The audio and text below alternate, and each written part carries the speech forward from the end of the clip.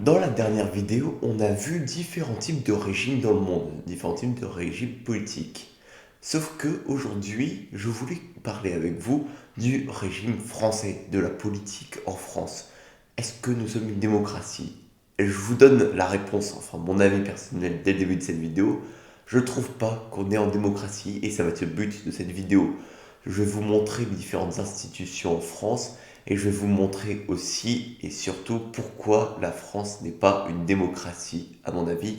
Et on va chercher tous ensemble à créer de nouvelles institutions politiques pour notre pays. Allez, c'est parti.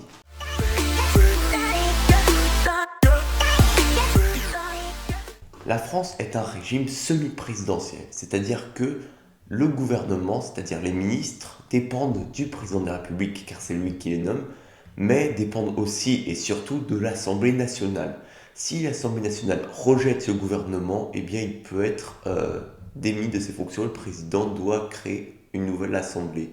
C'est ce qui permet en France d'avoir une constance dans les premiers ministres. Il n'y a eu aucune instabilité politique sous la Ve République et c'est un des grands avantages de ce régime. Le plus grand inconvénient, c'est que dans un cas comme celui que l'on vit actuellement, où le président n'a pas obtenu la majorité des sièges à l'Assemblée nationale, il arrive pourtant à imposer ses ministres et arrive à imposer sa politique nationale. Et alors, on peut se dire comment ça se fait, vu que l'Assemblée nationale est censée être la seule qui garantit le pouvoir législatif et elle est aussi censée être la seule qui choisit le gouvernement. Sinon, le président, à part nommer le gouvernement en fonction de l'Assemblée nationale, il ne peut rien faire. Eh bien, cela est dû aux articles de la Constitution qui donnent un grand rôle au gouvernement. Je pense notamment à l'article 49 alinéa 3, plus communément appelé 49.3, qui permet au gouvernement de prendre des décisions sans avoir à faire de vote à l'Assemblée nationale. En échange, il met en cause sa légitimité. Si une motion de censure est signée par la majorité des députés de l'Assemblée nationale, eh bien le gouvernement tombe. C'est ce qui est donc assez risqué, mais le 49.3 a souvent été utilisé, notamment par Macron, et c'est quand même un grand outil pour faire passer des lois sans problème. Après, il y a aussi l'article 47 alinéa 1. Alors cet article, c'est à peu près comme une ordonnance, si vous voulez. On expliquera après ce que c'est qu'une ordonnance. C'est-à-dire que l'Assemblée nationale a un délai de 50 jours pour voter une réforme. S'il n'y a pas de vote pendant les 20 premiers jours, eh bien, le texte passe directement au Sénat. Et si le Sénat n'arrive pas à se prononcer en 15 jours, eh bien, le texte passe par ordonnance. Et donc, c'est le gouvernement qui décide si oui ou non il fait passer la loi. Ce qui est tout à fait antidémocratique en réalité, vu que pour examiner une loi, notamment une réforme, ça prend beaucoup de temps. C'est pour ça que la réforme des retraites a été critiquée à ce titre. Et enfin, il y a l'article 14 qui permet de promulguer des ordonnances. Une ordonnance, je vous explique le principe. Le gouvernement fait un vote à l'Assemblée nationale et demande s'il peut légiférer pendant une période donnée. Donc il y a un vote, puis pendant une période donnée, le gouvernement peut faire passer toutes les lois qu'il veut sans avoir à faire de vote supplémentaire. Ce qui est un gros problème démocratique parce que si le gouvernement a une majorité mais veut faire passer une réforme antisociale, eh bien il peut la faire passer sans aucun souci. Et c'est ça qui est beaucoup critiqué et que beaucoup de personnes de gauche critiquent avec les ordonnances. La corruption dans l'État français, c'est tout un sujet qui pourrait prendre toute une vidéo. Mais gardez à l'esprit que c'est un grand problème qui nécessite une grande appréhension à son étude. Il faut toujours garder en tête que la France, ce n'est pas le pays le plus corrompu au monde et qu'il y a pire dans d'autres pays, mais ça pose de vrais problèmes éthiques et un vrai problème démocratique. Bon, me passons à mon histoire. Je vais vous raconter une histoire qui se passe début des années 2000. À cette période, il y a encore beaucoup de banques de groupes bancaires qui sont nationalisés. Mais ça ne va pas durer longtemps. Grâce à qui? Grâce à Jospin. Mais bon, ça c'est une autre histoire. Et un des grands groupes bancaires s'appelle la CDC, Centre de dépôt et de consignation. C'est un petit peu la banque publique. C'est un centre très apprécié par les Français, public à hauteur de 40% et qui soutient l'épargne mutuelle. Mais ça ne va pas durer longtemps.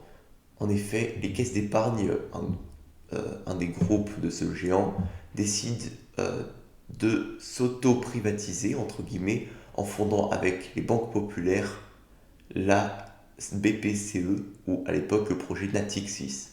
Le but était de surfer sur les subprimes et ainsi de s'enrichir massivement. Bon, on sait aujourd'hui que ça ne va pas marcher, mais pour eux, ils y croyaient vraiment. L'État, pour éviter cette privatisation, va alors appeler à la rescousse François Pérolle et Mathieu Pigasse, deux anciens hauts fonctionnaires qui sont devenus banquiers et en qui l'État a toute confiance. Mais résultat, c'est une trahison et les deux derniers décident de trahir l'État en soutenant la privatisation, ce qui aboutit en 2006 à la création du projet Natixis. Cet aboutissement qui va provoquer en 2008 une grande crise économique. En effet, ils vont participer à la crise des subprimes, ils vont beaucoup s'appauvrir, cette crise va vraiment provoquer un cataclysme et la BPCE va avoir du mal à remonter et cela va signer la fin de l'épargne responsable.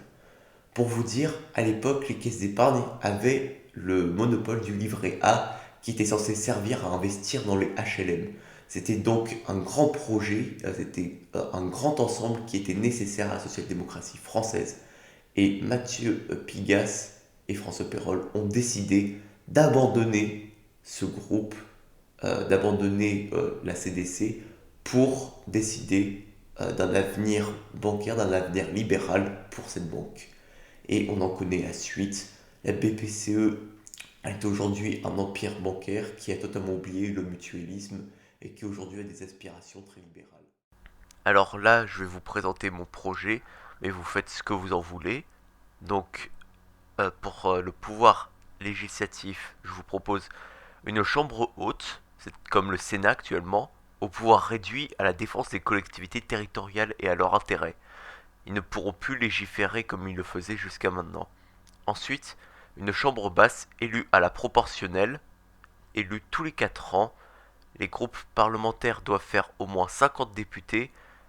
Donc voilà pour ce qui est du législatif. Pour le pouvoir exécutif, je vous propose un président élu tous les 7 ans au suffrage universel et dont le rôle est de représenter la nation à l'international en tant que chef des armées. Les candidats à l'élection présidentielle doivent requérir au moins 100 signatures de députés et évidemment les 500 signatures d'élus de collectivités territoriales.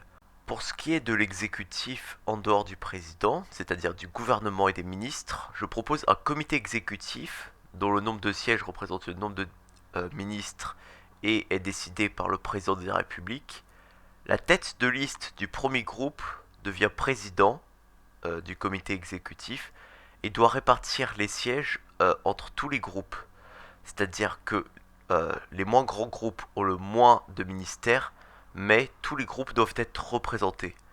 Évidemment, dans un souci de démocratie et de recherche de consensus, ce comité doit se prononcer que d'une seule voix dans la recherche d'un meilleur compromis. Il peut adopter des ordonnances, mais si le comité est jugé trop autoritaire par l'Assemblée, cette dernière peut voter une motion de censure et la faire passer au référendum, et si les Français veulent faire chuter le gouvernement, ils le peuvent.